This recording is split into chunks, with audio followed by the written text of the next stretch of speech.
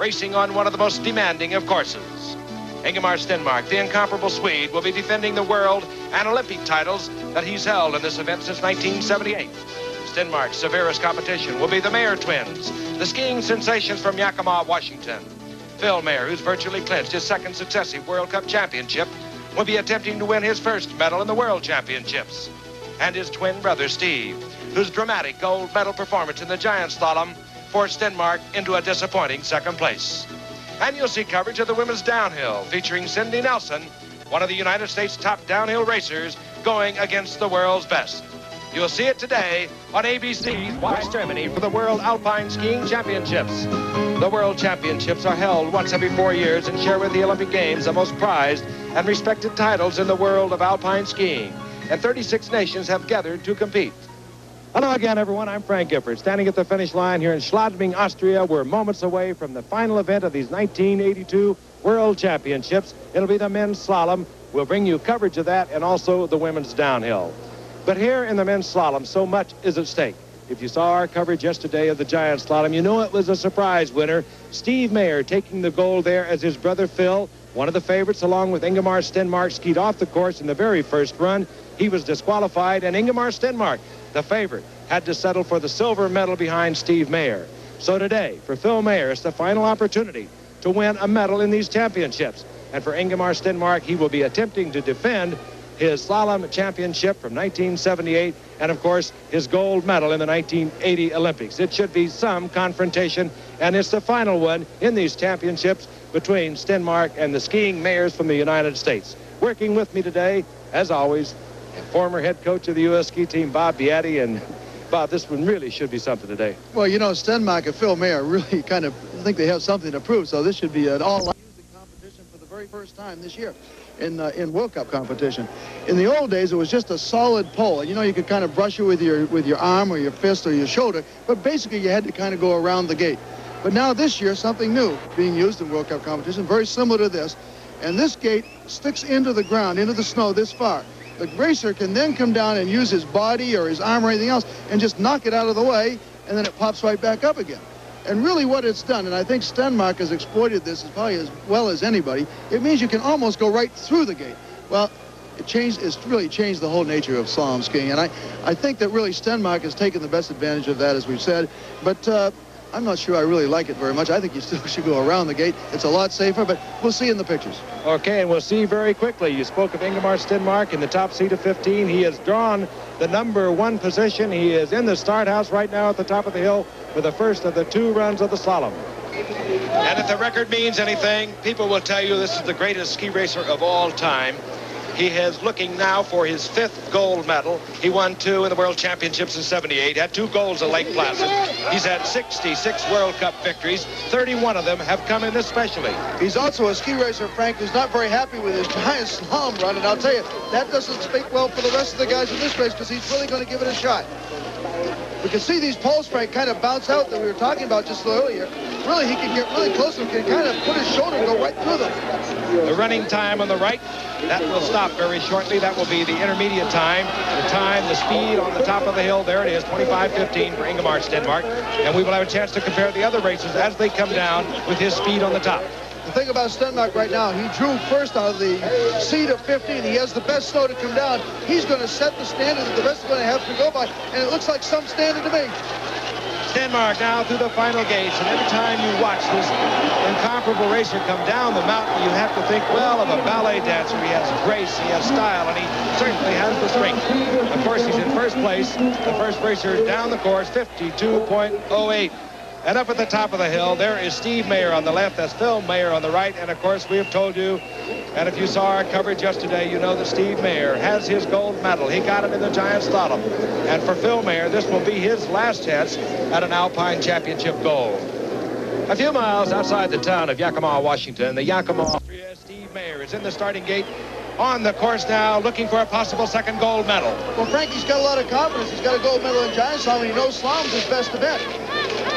Boy, these gates are coming faster. You know, the course setter, and they're all set differently, kind of set a herky-jerky little course right in there. Isn't really all that fluid. And the course getting a little ruddy. Steve Mayer coming down from the 11th position. Oh, Steve Mayer. deep there, Frank. Hook the gate out there. Frank, let's take a look at that again. When he comes down here, he was in pretty good shape, close to the gates. And those tips get about 1/4 of an inch from the gate every time. You have to get that close if you're going to have any chance of having a good run.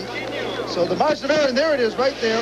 His tip flowed just a little bit, and there goes his chance of winning another gold medal. Now at the start house up at the top of the hill is Phil Mayer. He has drawn the 14th position. Stenmark has the lead, followed by Krejci, Di Chiesa of Italy, Jalberg of Sweden, Fromelt of Liechtenstein. Steve, of course, missed a gate, had to work his way back up the hill. He is way back in the pack. It's all on Phil's shoulder for the United States right now. And Frank, he is really furious that he fell in the giant slalom on really an elementary mistake. The coaches tell me that he's been getting him out on the hill almost before daylight. Training every week, he sat back on his skis a little bit, made a great recovery. There's no room for error in slalom. Those poles are just flying by you, and you're only about 1/4 of an inch away from them with those tips. It's all calculated in hundredths of a second. Phil Mayer on the course. Phil's running time on the right, up at the top. Stenmark is on the left. Mayer's time is on the right. He'll have to pick it up to get in the top 5 for the second and deciding run of the slalom here on the bottom. He'll be good on these turns at the bottom, though, Frank. He skis very well on the steep. He won the last World Cup race at Wengen, coming into the World Championships. Now through the bottom gates, you'll see Stenmark's time on the left. That is the leader, of course. Mayer's running time is on the right. Here he comes, final gates. Where will he ski in the second run? 5th place, and that means he will come down first in the second run. And that's a real break for him, Frank. He won't have to go through those deteriorating conditions that have come along on the course by starting in 14th spot. Now he'll go on first. And Phil Mayer, with the 5th place finish, will come down the course first. They reverse the order, the top 5. Ingemar Stenmark is the leader, followed by Bojan Krejci. Then is Di Chiesa of Italy. Bent Jalberg of Sweden, and Phil Mayer. North Americans in the top 10. Not a bad day for North America.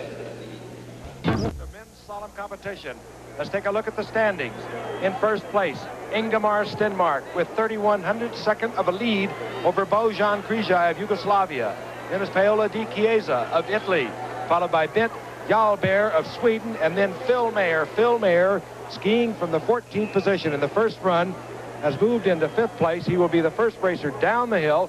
He is trailing Stenmark by 68/100ths of a second. And Phil Mayer has moved into the start house at the top of the hill. His last opportunity to pick up a world championship medal. Of course, we have told you it's qualified in the men's giant slalom the very first run.